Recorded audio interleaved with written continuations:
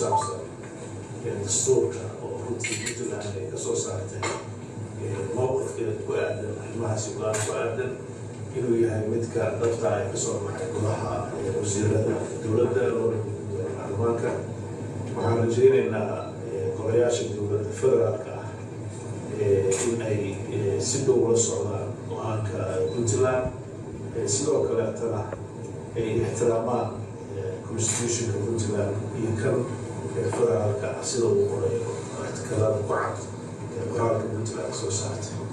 Puntland waxay caddaynaysaa weli inay ku dhaqmayso dastuurkii 2012 lagu heshiiyey, ixtiraamayso wadajirka iyo midnimada Soomaaliyeed, ilaalinayso waxa ku qoran dastuurkaas.